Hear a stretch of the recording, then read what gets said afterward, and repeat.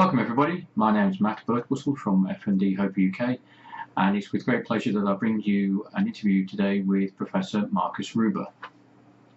Professor Reuber is the Professor of Clinical Neurology at the University of Sheffield. He's also a consultant neurologist at Sheffield's Royal Hallamshire Hospital, where his clinical work focuses on the treatment of epilepsy and other seizure disorders. As a researcher, his main interest is in the treatment of Non Epileptic Attack Disorder, and he's one of the UK's eminent thought leaders in this area, having helped establish a national network of health professionals developing evidence-based treatment pathways for patients with NEAD. He also chairs the medical advisory boards of Epilepsy Action and the Non Epileptic Attack Disorder Trust. But today we're going to be talking to him about a book that he's authored along with two other collaborators, Gregg Rawlings and Stephen Schachter. He has put together a compilation of personal stories and accounts from patients suffering with non-epileptic attack disorder. It is called, in our words, Personal Accounts of Living with Non-Epileptic Seizures. So welcome everybody to this interview with Professor Markus Reuber from Sheffield Hospital. My name is Matt Birtwistle from FND Hope UK, and the purpose of the interview today with Markus is to talk about this publication, which is called, in our words, A Personal Account of Living with Non-Epileptic Seizures. So Markus, tell us, what prompted the need for putting this book together? Well, for a start, I was aware of a series of books called the Brainstorm series by Stephen Schachter, or edited by Stephen Schachter, which had given a voice to primarily people with epilepsy, and then subsequently, because it proved quite successful, also to parents of children with epilepsy, to subgroups of people with epilepsy like men or women, but also to health professionals looking after people with epilepsy or providing services. I spoke to many people who liked these books and had gained useful insights from these books.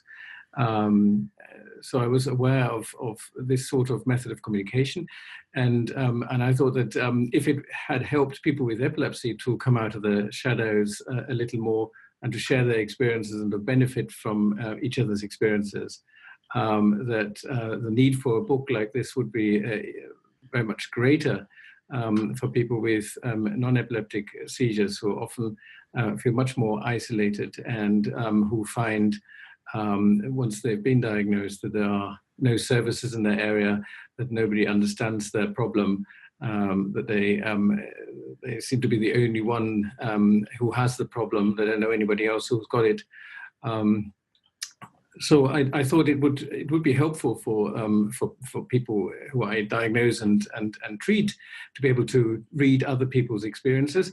But I also thought that it might be helpful for contributors to gather their thoughts and put some of their feelings and thoughts and experiences in written words. It might help them to process their experiences and to clarify their thoughts. Yeah, no, I mean, I can certainly see that from. I mean, you gathered a large number of contributions. I don't know exactly how many there were, but there's a lot in there, and obviously from different countries. I mean, primarily there's a majority of UK and US, but you know, I saw that Kenya was in there as well, and there's other countries too. So, you know, how long did it take to actually pull all this together? It proved remarkably easy. Gregg Rawlings helped me with this study. Gregg was doing a PhD, and he was specifically looking at writing interventions, so at giving people writing tasks to encourage them to think about their seizure disorders in different ways, from different perspectives, with the hope that this would make them feel better about their seizure disorder, improve their quality of life. We've now completed these studies and have actually gathered some evidence that to some extent writing helps at least some patients with seizures. So Gregg was helping me with the collection of stories. What also helped was that the International League Against Epilepsy have had an increasing interest, fortunately, also in non-epileptic seizures, and have provided some support to health professionals who want to develop services around the world. So there's a task force, an international task force, that is trying to address the healthcare needs of people with non-epileptic seizures around the world. So I used those contacts of the International League Against Epilepsy, and Gregg helped to popularize and disseminate information about the book. So it only took about a year to get all these stories. There are over 100 stories, and as you say, they are from around the world. Yeah, it's actually remarkable how similar these stories are. From wherever you. I was just about to make the very, very same point. When you read the stories and you read people's experiences, particularly say in emergency departments, it doesn't really matter whether you're going to A&E in the UK or going to an ED in the US. The experiences are very, very similar. Which brings me on to another point. In putting this book together and obviously getting these stories, you mentioned it's been very helpful. You see it being very helpful for those contributors. But equally, I would imagine there's an audience out there of healthcare professionals that we will want to reach with a publication such as this to make them aware of what they're seeing. Yes, I very much think so. I think it is extremely useful, even for people like me who spend a lot of time talking to patients with dissociative or non-epileptic seizures. I have heard many of these stories in clinic talking to patients. But there are, of course, many other neurologists who have broader interests or other specialist interests and who only see some patients with dissociative seizures. And I've spoken to many colleagues who found reading these stories quite helpful, and they've given them additional insights, additional ideas about the cause and the best way of explaining non-epileptic seizures, and also for treatment. And the stories have changed the attitudes of some doctors towards the problem. There is a key problem in that those doctors who probably need to read the book most may not buy it or read it. But maybe patient groups can help to disseminate the book and tell doctors who upset them in A&E departments about it, and to have a look at it. I will certainly do my best to tell people in the various audiences that I speak to about non-epileptic seizures about the book and about the importance of reading the stories. Because I do find, I think that if you read the stories, especially the experiences in emergency departments, these are dehumanizing experiences. People are treated in very bad ways, and as if they were pretending to be ill, or making illegitimate claims on healthcare resources, or taking healthcare resources away from more needy people, and then health professionals being quite inappropriate and brutal to patients, and I think that is just completely and utterly inappropriate. So I will do my best to reach out to doctors who do this sort of thing, and to get them to read the stories. Maybe some of them can be reached, and hopefully over time there will be a sea change, or there'll be a noticeable change in how patients are treated. I certainly see a degree of change over the last 20 years, which makes me hopeful. Yeah, no, and I was going to say, and again, it was interesting. Some of the stories within the book would talk about epilepsy. Some people actually said they had both epilepsy and non-epileptic attack disorder as well. But the process of diagnosis was one of the things that stands out as well for people who have had this condition for a long while, the experience that they've gone through. And I guess what you're saying is that over the last 20 years, there has been this. It's not a massive sea change, but there has been a step change in the way that diagnosis is happening. And one would hope that with a publication such as this, that the awareness will increase the diagnosis of this condition. Yeah, I think the patient's voice is terribly important for healthcare commissioners, politicians, senior physicians to take the problem more seriously and to make sure that diagnostic expertise and access to diagnostic tests is available, and that there are experts that can make confident diagnoses and explain the diagnoses well. It is not always easy to diagnose non-epileptic seizures or distinguish between those and epilepsy. It's a condition where the problem has usually passed by the time people go and see a doctor. Often they see non-experts in the first instance, like doctors in A&E who have to set bones and deliver babies and deal with injuries, as well as deal with seizures and medical emergencies. Often when people first come and see an expert, there isn't all that much information. People have had one or two attacks, maybe half of one attack was observed by somebody who may or may not be available to give information. There won't be any test results, there won't be any video recordings. And then as time goes by, there'll probably be more information, but by that time, doctors will already have felt the need to make a diagnosis and to start treatment, of course. And of course, people want treatment. They go to A&E, they have a problem, they're worried, they want something doing. So there's a pressure to give treatment when there is still uncertainty. And then once treatment has been given, it becomes a sort of self-fulfilling prophecy, and maybe people get a bit better, but not fully. Then the doses increase, another tablet's added, and before you know it, somebody's had treatment for epilepsy for 3 years, and they never had the condition. So it is genuinely difficult, which is why expert services are needed, and it is very, very helpful for patients with the disorder to voice the need clearly. And I think with this book, hopefully, the whole bundle of voices, the choir that we present of voices, will be a powerful tool that people like me can, to some extent, deploy, use to direct in the right directions to enable services to be created. I think we are succeeding. There are the junior doctors are on the whole much more open to the diagnosis and are able now to explain it better, I think, than people were 10 or 20 years ago.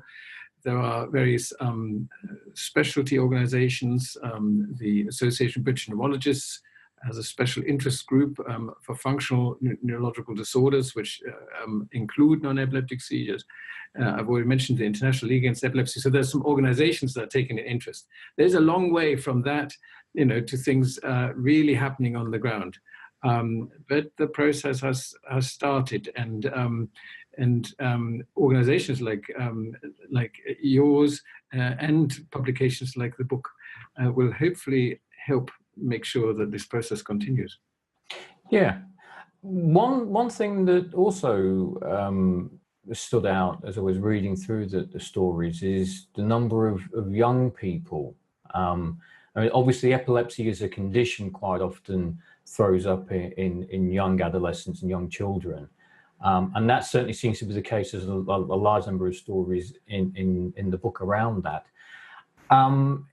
From your experience in working in this area, has it become more prevalent, the diagnosis, going from epilepsy to non-epileptic attack disorder, or what's going on there? Well, I do think that the diagnosis is hopefully made more often now. I certainly see less. I think it has become pretty much unacceptable for neurologists anyway now to say, oh, I don't know what this is, but I'm treating it as epilepsy, or worse, I think this is probably not epilepsy, but I'm treating it as epilepsy just in case it is. People might still do that, but they won't admit it now. And I think they do have an expectation that and a realization that it's important to make a diagnosis. And we've also learned a lot, of course, from 30 years of video EEG studies about how to recognize non-epileptic seizures better. I've done a lot of research with colleagues exploring how patients tend to talk about their seizure experiences when they see a doctor, and how differences in how people experience their seizures and then explain them to the doctor, how those differences can be identified by doctors and used for the diagnosis, and how reliable that is. We're working on questionnaires about symptoms that also have the capacity to distinguish better between epilepsy and non-epileptic seizures. So I think the diagnostic process has improved, and people's realization that they should make a diagnosis and they can't just give a small dose of one anti-epileptic drug and leave it at that, and just if the patient comes back and they still have the seizures, say, well, it's a chronic disorder, what do you expect? And then nobody really gets better. That's not, I think it's clear that that isn't acceptable, and that should also help more people get diagnoses earlier. We have some evidence that diagnoses are made earlier. So I did a study, I think it was 18 years ago, or 17 years ago, where we looked at how long it took to make the diagnosis. It was 7 years at that point. So on average, people had seizures for 7 years before the diagnosis of non-epileptic attacks was made. And then about 5 or 6 years ago, it was 4 years. Now we've just done a study where it's more like 3 years, so that there is it's still obviously not good that almost everybody who eventually receives a diagnosis of non-epileptic attacks first receives one of epilepsy. But it's getting better, and people, I think, are realizing earlier that the diagnosis may not be epilepsy. So that it is, I think people have they're less likely to shoot from the hip and just give an anti-epileptic drug and have a think. And I think that is, of course, very important if people are going to get appropriate treatment that helps them. Yeah, although I again, from reading the stories, the situation still exists that suffers with functional neurological disorder as well as non-epileptic disorders, where they still fall into that in-between space of, oh, this is a mental health condition, you need a psychologist, it's not a neurological. There's plenty of examples in the book where that's happened. From your own perspective, how are things changing from that position of, a neurologist saying, oh no, you need to go and see a psychiatrist, so I can't do anything for you? I think we have probably made, you're quite right, there hasn't been a complete sea change, but there's been some progress with making diagnoses earlier. I think that the diagnostic side has improved more than the treatment side. The treatment side is still a major issue. I think the diagnostic side is also an issue, but treatment is still a big problem. There are some areas where people can have excellent treatment and see specialists quickly and do well, but there are many other areas where there literally is no treatment. And when there is no treatment service, then there's a high risk that no specialty, no doctor really wants to get involved, and everybody wants to move the patient to someone else. It is difficult for a doctor to see a patient when you can't help them. And to see them again, knowing that you still can't help them, is even more painful than just seeing them once. So some of this being sent from one person to another is about uncertainty and doctors not knowing enough about the disorder, but I think that's gradually improving. But another important reason why people are sent from one place to another without actually receiving help from anyone is that specialist services or treatment services don't exist. And the reason for this is really quite complex. There is a need for more evidence. So in the UK, we have recently closed a very large treatment study for non-epileptic attacks called the CODES study, where a treatment called cognitive behavioral therapy was tested against treatment as usual. in total, over 600 patients took part in that study. So it's a massive study. At the moment, we are waiting for all the outcomes to come in and be analyzed. So the results of that study will be out next year. That is the sort of research study that, if it has a positive result, would be powerful enough for organizations such as the National Institute for Clinical Excellence to recommend the provision of this treatment to all areas in the UK. But the problem is, even if this organization called NICE, the National Institute for Clinical Excellence, even if they recommend it, then that doesn't force all areas to offer it. Because, at least in this country, decisions about healthcare provisions have, to a considerable extent, been moved to a local level. So there are clinical commissioning groups at a local level that decide whether they want to spend their money on hernia operations, on varicose vein surgery, or on psychotherapy. These are difficult decisions to make if you have a limited pot of money. But I think at the moment, people with non-epileptic seizures are discriminated against. If I see what services are available for people with epilepsies, and people also have seizures, they have epilepsy nurses, they don't get discharged from neurologists just because there's nothing that can be done. So they have support from neurologists, from nurses. And if I compare that with what happens to people with non-epileptic seizures, I can't help notice a crass difference. So I do think that if once we have evidence, for instance, from this code study, I very much hope that pointing out that sort of discrimination against people with non-epileptic attacks, and pointing out that there is no service in certain areas, but there are good services in others, that especially patient organizations like yours can affect change. It's a slow process, but hopefully that will come about. No, indeed, and the political pressure that we can bring to bear is certainly something that we're very much aware of, particularly in this country. And I think it's also important to mention that whatever happens in, like for instance, we're talking here about the UK and the research trial that you just mentioned, but that has a positive impact, doesn't it, in other countries, because yes, people will look at what's going on in the UK and be able to take that into other countries. Absolutely. I think the UK has a lead role in this.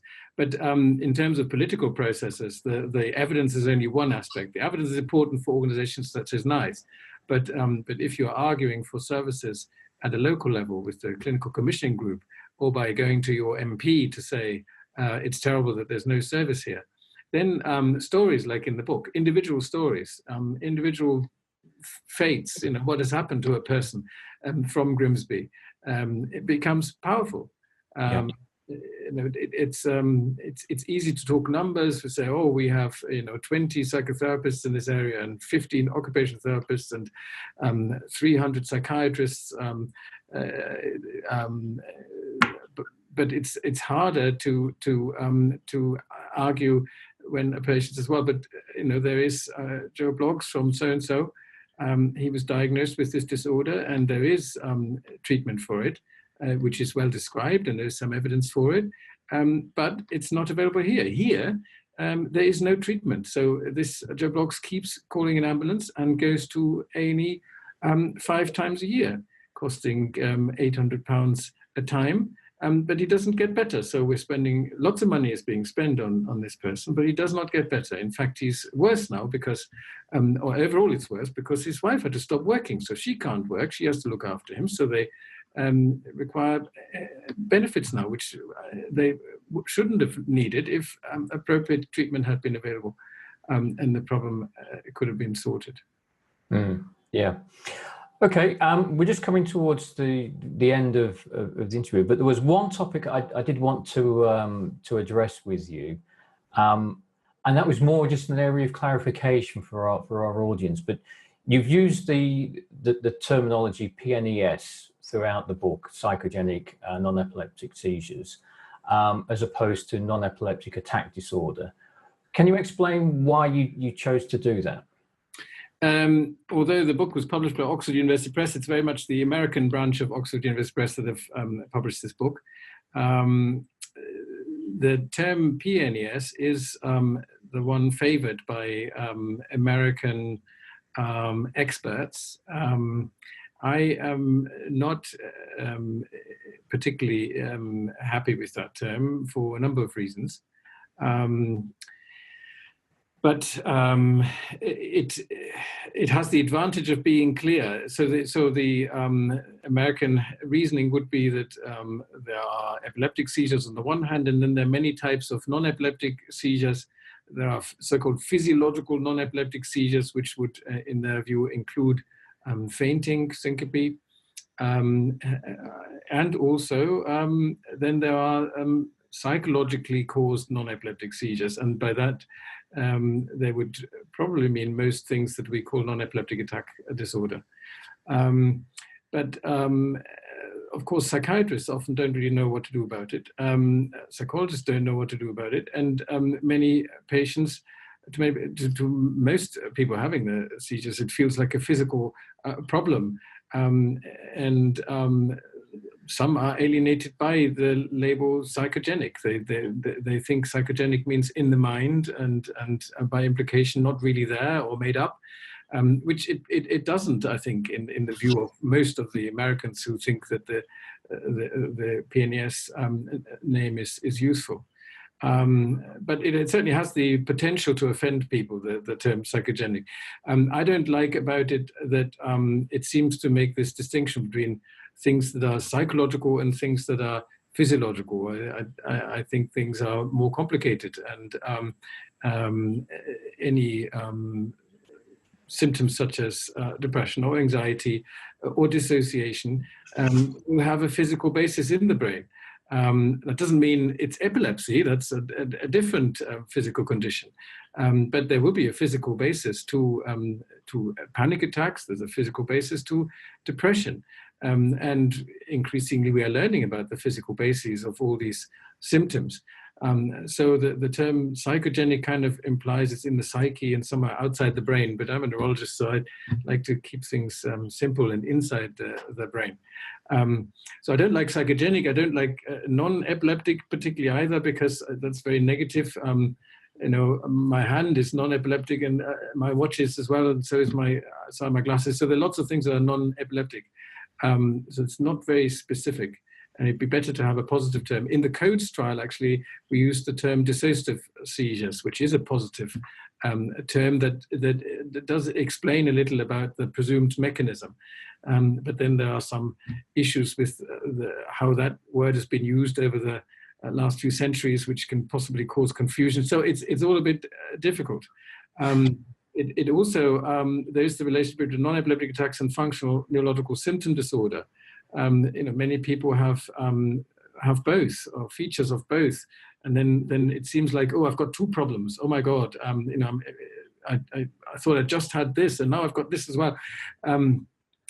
So in some ways, perhaps it would be better to think of non-epileptic attacks as functional seizures that can also occur at the same time as functional weakness and functional pain or numbness.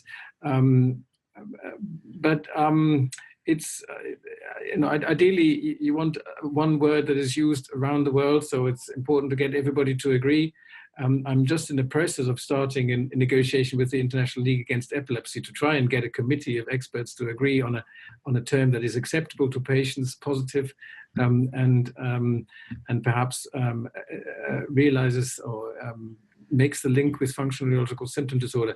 But it's a slow process, and for now, I hope that the name matters less than the way in which it is used, and I hope that the book makes it clear that we are not using the term psychogenic as meaning in the mind, made up, non-existent, forget it, pull your socks up, you know. Yeah, no, I think that's very clear. And the other thing as well, I think this is important for anybody listening or watching this interview, is that this book actually represents an extremely useful tool for people who are looking to get a better understanding of maybe some of those symptoms. The index in this book is extremely powerful. I was so impressed when I flipped to the back of the book and looked at it. I was like, wow, there is so much detail that is contained within that, where people will think I'm just reading some stories, but a lot of great information that practitioners as well as sufferers can learn from. Yes. So that brings me, I guess, to the closing comment is, how can people get hold of a copy of this book? Well, it's available on Amazon, and there is a voucher code, which you can hopefully publish together with this interview, which allows people to buy the book with a discount from Oxford University Press. Okay. Yep. No, we can certainly make that voucher code available. So with that, Professor Reuber, I thank you very much for your time this afternoon. It's been absolutely wonderful talking to you. And thanks to all the contributors to the book. Thanks for the people who pulled it all together. And yeah, I think this is a fantastic resource. Thank you very much. Thank you.